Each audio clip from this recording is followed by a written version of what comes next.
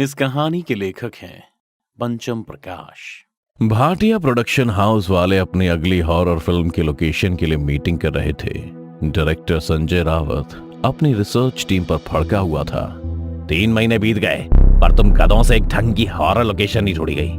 अरे भूल जाओ तुम सभी की रावत अपनी फिल्म यूं ही किसी जगह शूट कर लेगा। डायरेक्टर रावत ने अपनी बात खत्म ही की थी कि तभी टेबल पर बैठा एक शख्स फुसफुसाया, इनको तो अब सच में एक भूत बंगला ही ला के देना होगा। डरता नहीं है रावत, ढूंढ के लाओ असल का भूत बंगला। मैं तो वहां भी शूट करने को रेडी हूं, समझे। रावत ने अपनी बात खत्म ही की थी कि इतने में कोने में खड़ा एक लड़का सकपकाते हुए बोला, सर एक बंगला है। ले भाई, हमें तो नहीं मिला और ये इंटर्न हमें बताएगा कि लोकेशन कैसे ढूंढती है। रिसर्च टीम की बात सुन डायरेक्टर फिर से भड़क गया और बोला, तुमसे तो कुछ खड़ा नहीं गया और अब कोई कुछ कह रहा है तो इंटर्न क्या उसका मुंह बंद कर दो। लड़के तुम बताओ किस बंगले के बारे में बोल रहे हो। सर यहाँ से लगभग 40 किलोमीटर दूर है वो बंगला जहाँ पहले एक क्रिश्चियन फैमिली रहती थी, पर उनकी बेटी के मर जाने के बाद उस घर में अजीब अजीब सी घटनाएं होने लगी और अंत में उन्हें वो घर छोड़ के जाना पड़ा, जो अब किसी कब्रिस्तान की तरह दिखता है, जिसके बाद से लोग उसके आसपास भटकने से भी डरते हैं। इंटर्न की बात सुन डायरेक्टर का इंटरेस्ट उस बंगले में बढ़ने लगा और उसे उस बंगले के बारे में और भी कुछ बताने को कहा। फिर इंटर्न ने डायरेक्टर को वो सब कुछ बताया जो उसने रिसर्च के दौरान जाना था कि उस घर में शायरा नाम की लड़की की आत्मा भटकती है, जिसने जाने अनजाने में ओइजा बोर्ड से काली शक्ति को अपने अंदर प्रवेश करने का न्योता दे दिया, जिसने अंत में उसकी जान ले ली और उसकी आत्मा आज भी घर में भटकती है, जिससे पड़ोसी इतना खौफ खाते हैं कि उस तरफ देखना भी पसंद नहीं करते हैं। बंगले के बारे में इंटर्न की सारी बातें सुनने के बाद डायरेक्टर ने कहा, परफेक्ट, ऐसी लोकेशन की तलाश थी मुझे। Somansh, you are no more intern now. आज से असिस्ट करोगे तुम मुझे। अच्छा ये बताओ, प्रॉपर्टी ओनर का कुछ इन्फॉर्मेशन है? कैसे मिलेगी वो जगह मुझे? सर सब इन्फॉर्मेशन लेके आया हूँ मैं, आप कहें तो मैं एक बार बात कर लूंगा। कर लूंगा नहीं सोमांश, आप ही करो, पैसों की परवाह नहीं है, हमें बस वो बंगला चाहिए किसी भी हाल में, समझे। डायरेक्टर की जोशीली आवाज सुन सोमांश में भी जोश भर गया था और वह आधी रात में ही बंगले के मालकिन को कॉल लगा देता है। हेलो हेलो, हाँ कौन? जी, हमें आपका बंगला रेंट पर चाहिए फिल्म की शूटिंग के लिए। कीमत मुंह मांगी मिलेगी, मना मत कीजिएगा। बंगला रेंट पर चाहिए, ये सुन के हाउस ओनर का दिमाग घूम गया, जिस पर वो चिल्लाते हुए कहती है, इतने रात गए तुमने इस बात के लिए मुझे फोन किया? तुम्हें पता भी है कुछ मेरे बारे में या उस बंगले के बारे में कि बस मुंह उठाकर कॉल कर दिया? बंगले के मालकिन ने एक के बाद एक इस सोमांश पर कई सारे सवाल दाग दिए और उस पर भड़कने लगी। सबको यही लगा कि भूतिया बंगला तो मिलने से रहा। तभी सोमांश ने प्यारी सी मुस्कान के साथ जवाब दिया, सब कुछ जानता हूँ आपके बारे में मिसेना। पहले आपके पति ने आपका साथ छोड़ा, फिर शायरा की मौत के बाद आपका बंगला शापित हो गया, जिसमें ना आप रह पा रही हैं और ना ही उसे खरीद रहा है। और तो और आपकी नौकरी भी जा चुकी है और सेविंग्स के पैसे भी खत्म होने को हैं। आपकी हालत ये हो चुकी है कि अब आपके गोरे जिस्म से भी उनका दिल उतरने लगा है, जो उसके बदले आपको नोट देते थे। अब रोज रात आप महंगी विस्की की जगह सस्ता ठर्रा पीते हुए यही सोचती है कि अगले महीने का खर्च कहाँ से लाऊंगी। पर हम फिल्म वाले इतने बुरे भी नहीं हैं, आपके बुरे वक्त में आपके काम आ सकते हैं। तो मैं डील डन समझू ना मिसेना? कितने पैसे मिलेंगे? ऐना के सवाल ने रावत के चेहरे पर राहत भरी मुस्कान ला दी थी। वो सिगार का पफ लेते हुए सोमांश के पास गया और उसे गले लगा लिया, क्योंकि इस वक्त सोमांश उसके लिए कोई जादूगर था जिसने पल में उसकी सारी मुश्किलें गायब ही कर दी थी। उधर सब कुछ तय हो गया था कि क्या और कैसे होना है। फिर आया शूट का दिन। क्रू के सारे लोग बंगले के बाहर ही खड़े थे, क्योंकि किसी की हिम्मत नहीं हो रही थी कि वो उस बंगले के अंदर जाए, जिसके बारे में पहले से इतनी बातें उन लोगों ने सुनी थी। तभी वहां रावत की गाड़ी पहुंची और जब उसने देखा कि अभी तक वहां कुछ हुआ ही नहीं है, तो उसका गुस्सा 7वें आसमान पर पहुंच गया। ब्लडी इडियट्स, अभी तक कुछ भी शुरू क्यों नहीं हुआ? डायरेक्टर आकर सेट पर लाइट रेडी करेगा क्या? रात को इतना गुस्सा होते देख फिल्म की हीरोइन बाहर आई और इस कामुक अंदाज में से समझाते हुए कहा, रावत डियर, इतना गुस्सा मत करो, हो जाएगा सब। और इसी बहाने मुझे सीन समझाने का तुम्हें थोड़ा और वक्त मिल जाएगा। रवीना की बात सुन रावत की आंखें चमक उठती हैं और वो सोमांश से सब कुछ संभालने को कहे खुद रवीना के बल खाते चाल के पीछे पीछे अंदर चला गया।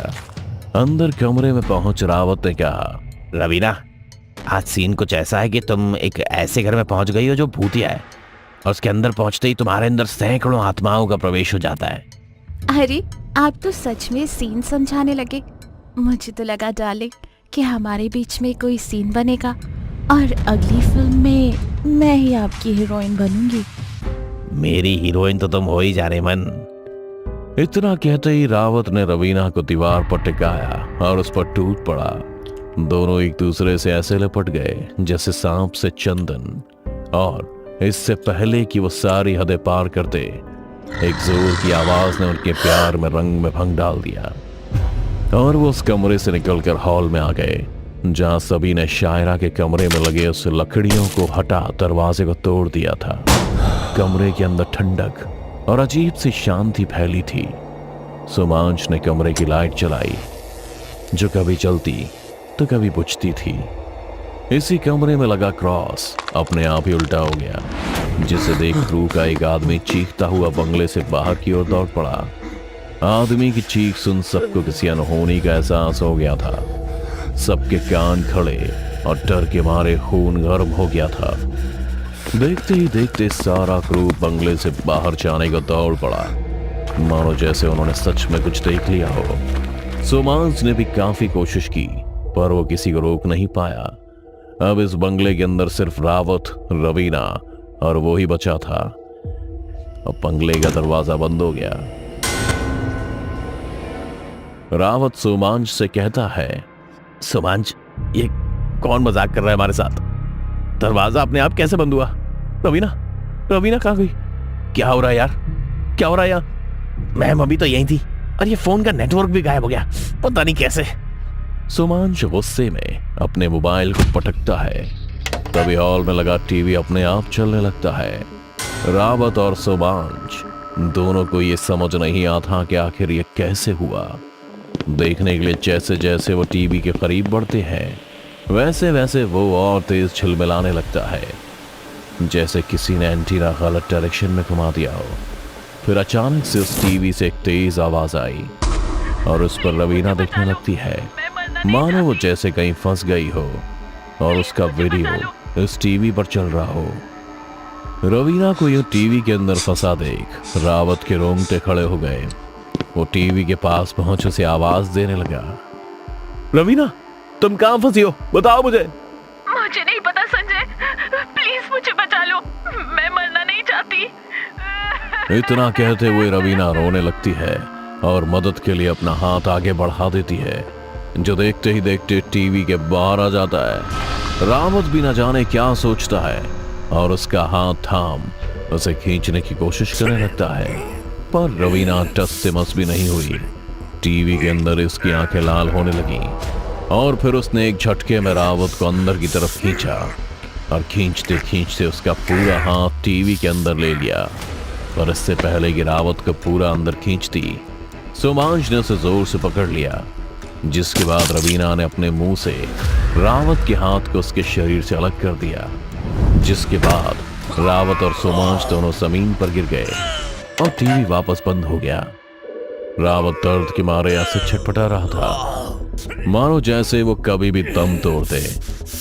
दर्द से कराते हुए वो वापस से शायरा के रूम में ही रेंगते हुए पहुंच गया और एक कोने में पड़ने लगा जहां सिर्फ और सिर्फ अंधेरा ही था।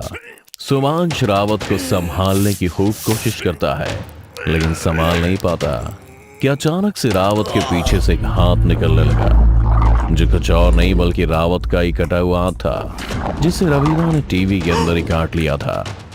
उस हाथ के साथ रवीना भी अंधेरे से बाहर निकली, जिसे देख किसी का भी सिर चकरा जाए। एक तो उसका रूप जो बार बार बदल रहा था, जैसे उसके शरीर में बहुत सारे लोगों की आत्मा आ गई हो। ऊपर से उसकी भयानक हंसी, जिससे पूरे घर में कंपन होने लगी थी। और फिर देखते ही देखते रवीना ने एक और नया रूप ले लिया जिसे देखते ही डायरेक्टर रावत चीखते हुए बोला, तुम!